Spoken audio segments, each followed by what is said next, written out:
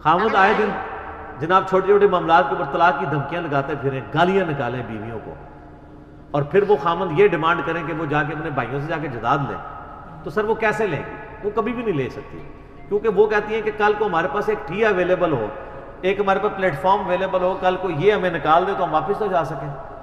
لیکن اس کی وجہ سے ان کا جداد والا معاملہ وہ جسٹیفائی نہیں ہوگا، وہ غلط ہے۔ اس میں سب سے زیادہ ضروری چیز یہ ہے جو میں اکثر کرتا ہوں، کبھی میرے جاننے والوں میں ایسا معاملہ ہو مجھے بلا لیتے ہیں تو میں سارے بھائیوں کو بٹھا کے اس کی اہمیت دلاتا ہوں کہ دیکھیں وراثت کے قوانین ایسے ہیں جو اللہ تعالیٰ نے حدیثوں پہ نہیں چھوڑے، قرآن میں بیان کیے ہیں۔ نماز کا طریقہ قرآن میں نہیں آیا، وراثت کی تقسیم قرآن میں آئی ہے۔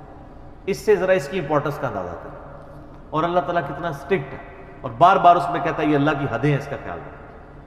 تو آپ کو اپنی بہنوں کو یہ حق دینا ہے، ٹھیک ہے جی؟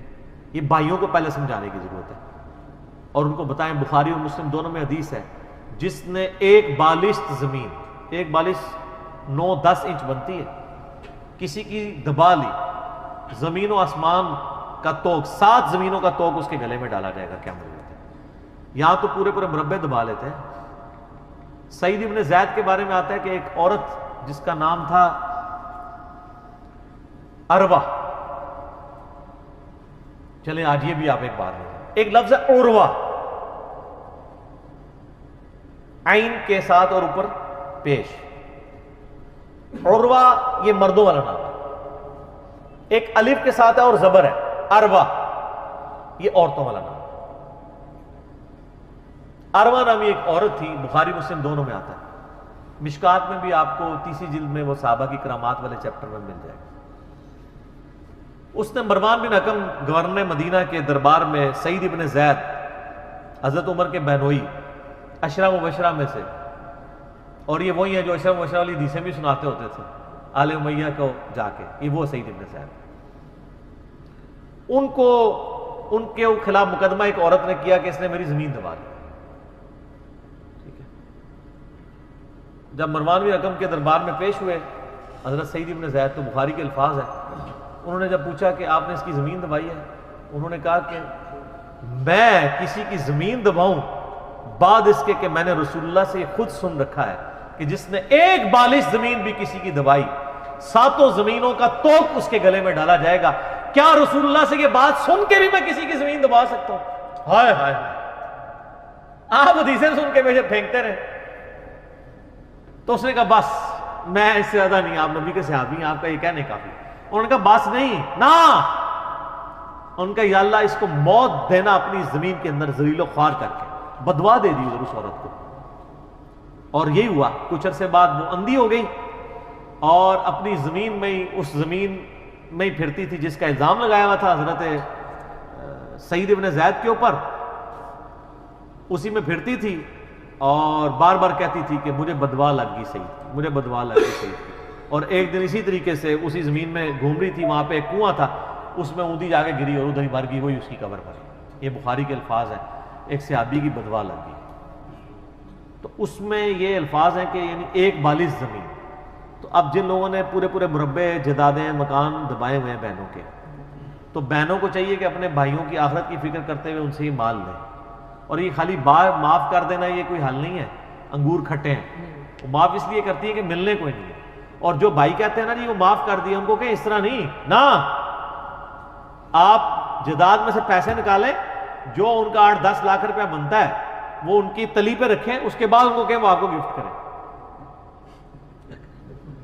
وہ تو تھانے کچہریوں سے بچ رہی ہوتی ہیں، کون وکیل کرے گا، کون کورٹ میں مقدمے کرے گا، جب تک مقدمہ چلے گا یہ بھی ہمارے گھر میں وہ عورت بیچاری اپنے خامن سے بھی گالیاں کھائے گی، اپنے بھائیوں سے بھی کھائے گی، اور وکیل کے پیسے کس نے دینے ہیں؟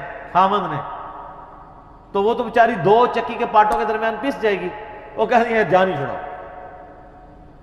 اس لیے نہیں لے رہی ہوتی ہے۔ بہرحال لینا چاہیے، اور اس میں سب سے بہترین رول ادا کر سکتے ہیں ان عورتوں کے اپنے بچے۔ وہ اپنی ماؤں کو کہے گے اماں جی لو قصہ ہے ہمارا، کیوں نہ لیں؟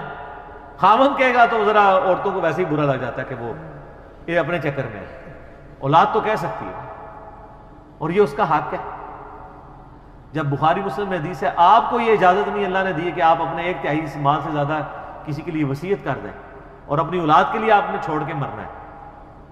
تو وہ جو آپ کے نانی نانا مرے ہیں تو وہ اپنی پوری اولاد کے لیے چھوڑ کے مرے ہیں نا, کہ صرف اپنے بچوں کے لیے چھوڑ کے مرے ہیں, بچیوں کے لیے نہیں مرے. لیکن اس میں ایک ذرا تھوڑی تلخ حقیقت ہے, جو ایک یعنی کیلکولیشن ہو رہی ہے اس میں. عموماً جب بچیوں کو بیاہ دیتے ہیں نا لوگ, تو ان کو جہیز اتنا دے دیتے ہیں کہ وہ کہتے ہیں بس اسی میں وراثت کور ہو گئی. حالانکہ جہیز الگ سے چیز ہے, وراثت تو مرنے کے بعد تقسیم ہوتی ہے, زندگی میں تو ہبہ ہوتا ہے. اور وصیت بھی ہوگی مرنے کے بعد ادر دین وارث کے لیے. بخاری میں وارث کو تو وہ ملنا ہے جو سورہ نساء کے دوسرے رکوع میں لکھا ہے, مسئلہ 22 میں ریکارڈڈ موجود ہے. تو یہ بھی ذرا غلط ایٹیچیوڈ ہو جاتا ہے. اپنی زندگی میں ہی نا ذرا اولاد کو صحیح طریقے سے وصیت کرنی چاہیے کہ بھئی یہ زیادتی بہنوں کے ساتھ نہیں کرنا. اب لوگوں میں ایجوکیشن آ رہی ہے کہ لوگ اس حوالے سے کوشش کرتے ہیں اور اپنا حق لیتے ہیں بھائیوں سے, لیکن وہ تھانے کی چاہ رہی ہیں, پھر بھائی نہیں رہتے ساتھ.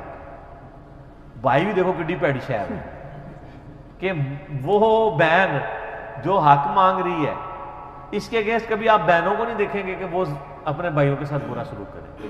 وہ ہمیشہ پیسے موڈ میں ہی رہتی ہے, برے وقت میں کام آ جاتی ہے. لیکن یہ بھائی جو ہے نا یہ بدماشی پہ اترے ہوئے ہوتے ہیں. نکل جائے گی ساری بدماشی. کورٹ میں جائیں, عدالت کے دروازے کھلے ہوئے, اور یہ اب تو ماشاءاللہ کافی بہتر معاملہ ہے. وہ یہ دیوانی مقدمات وہ اور ہوتے ہیں جو چلتے ہیں, یہ والے معاملے ٹیکل ہو جاتے ہیں. جو بالکل فرسٹ ہینڈ نالج والا آپ کو جداد والا مسئلہ, یہ زیادہ عرصہ نہیں چلتا. وہ جب ہونا کہیں وہ بہت سارے چاچے تائیں ہیں اور آپ نے پہلے کہیں جداد تقسیم نہیں کی تھی, آپ کے ابا جی بھی مر گئے, دادا بھی مر گئے اور پردادے سے تقسیم نہیں ہوئی تھی, اس میں وہ وارث بہت زیادہ ہوتے ہیں, اس میں ذرا زیادہ سال لگ جاتے ہیں. ادروائز ایک یعنی بندہ مرا ہے اور اس کے آگے بچے بچی ہیں, وہ زیادہ عرصہ نہیں لگتا, تقسیم ہو جاتا ہے.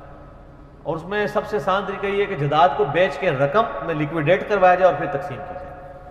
یہ جو کر دیتے ہیں نا, یہ فلاں مکان اس کا, فلاں اس کا, اس میں بھی اونچی نیچی ہو جاتی ہے. بعض کا ایک مکان کی اتنی ورث نہیں ہوتی ہے. تو اس کے لیے پھر مجھے اگلے دن کسی نے بلایا تھا, تو میں ان کو کہہ رہا تھا اس طرح نہیں نا. میں نے کہا مکان کی قیمت لگوائے. وہ کہتا ہے نہیں ہم خود لگا لیتے ہیں. میں نے کہا آپ کی ایکسپرٹیز ہے, بھائی بیٹھ کے لگا رہے ہیں مکان کی قیمت, اور دینا بہن کو حصہ ہے, تو کم پا رہے ہوں گے نا. میں نے کہا اس طرح نہیں ہے.